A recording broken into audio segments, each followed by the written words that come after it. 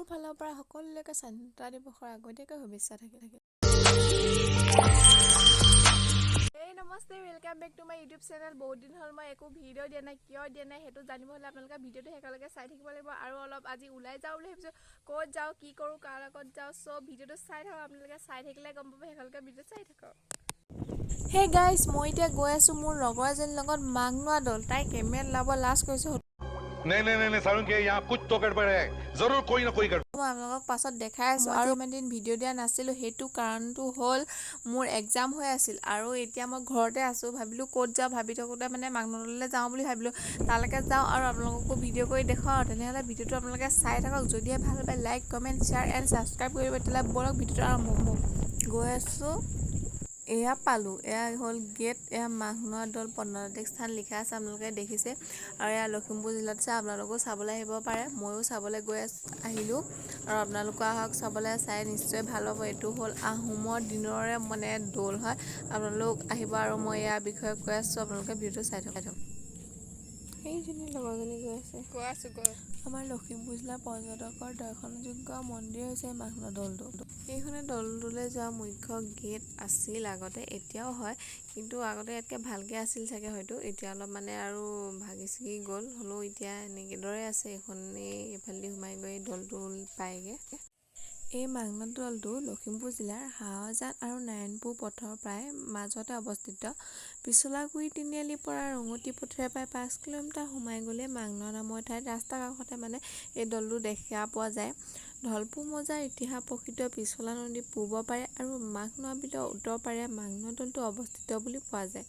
মাঘনুৱাদলটোত আগতে মানে গুহা আছিল আৰু সেইবিলাক মানুহৰ আক্ৰমণতে যেতিয়া অসম আক্ৰমণ হৈছিল সেই সময়তে এইবিলাকৰ সকলো ধ্বংস হৈ গৈছিল মানে। আৰু এইখন স্ক্ৰীনত দিয়া আছে, ইয়াতে লিখা আছে যে স্বৰ্গদেউ ৰুদ্ৰসিংহৰ ৰাজত্ব কালতে 1705 চনত এই দৌলটো নিৰ্মাণ কৰা হৈছিল বুলি কথিত আছে।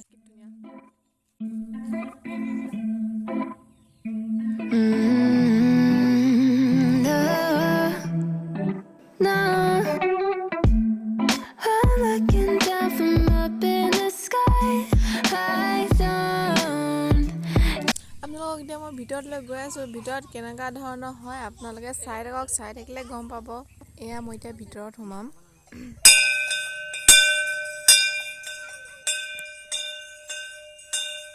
মই এতিয়া ভিতৰত সোমাই গৈ আছোঁ। ভিতৰৰ অংশ চাওক, এইটো প্ৰথম যোনটো অংশ মানে সেইটো অলপ পোহৰে হয়, ইয়াতকৈ আৰু ভিতৰত এটা আছে সেইটো বহুতেই আন্ধাৰ হয়।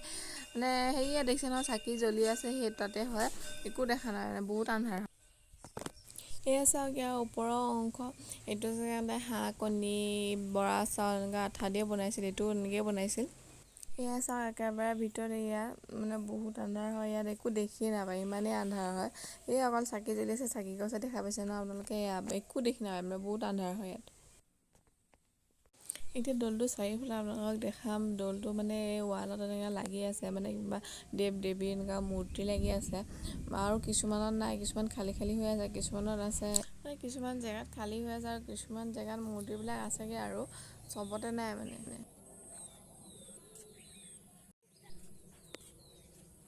এয়া চাওক, এইবোৰ খালী খালী হৈ আছে, ইয়াতো আছিলে কিবা মূৰ্তি, এইবিলাক মানে আঁতৰাই দিলে, এতিয়া নাইকিয়া হৈ গ'ল চব। এয়া ইয়াত আছে, এইটো খুব ভাগি আছে। চাওক চাওক, এই আহোমৰ দিনৰ এই দৌলটো 8-কোণীয়া দৌল হয়, মানে 8-কোণীয়া আৰু এইবিলাক খালী হৈ আছে।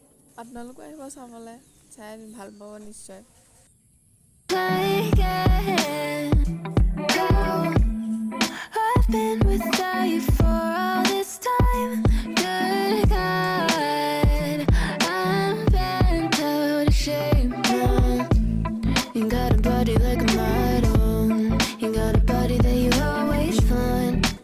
Open up a bottle, and baby you can have whatever you want. You taste so sweet, I can't help myself. You like candy, you like liquid honey. You taste so sweet, I can't help myself. You like candy, you like liquid honey. Parkon চাব গৈছোঁ আপোনালোকক।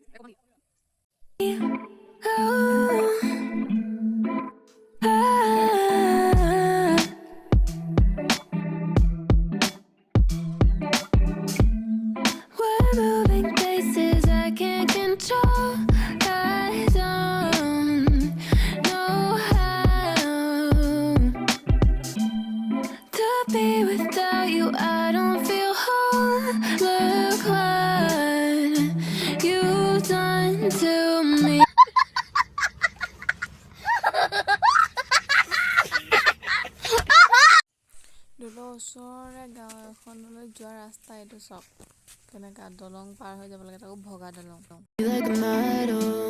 মোৰ এটা ভিডিঅ'ত আপোনালোকক পুনৰ লগ পাম তেতিয়ালৈকে চাই থাকিব মোৰ ইউটিউব চেনেল মিছ পল্লৱী আৰু মোৰ চেনেলটোলৈ যদি প্ৰথমবাৰ কাৰণে আহিছে তেতিয়াহ'লে মোৰ চেনেলটো প্লিজ ছাবস্ক্ৰাইব কৰি দিব তেতিয়া আজিলৈ আহোঁ bye bye Tata love you all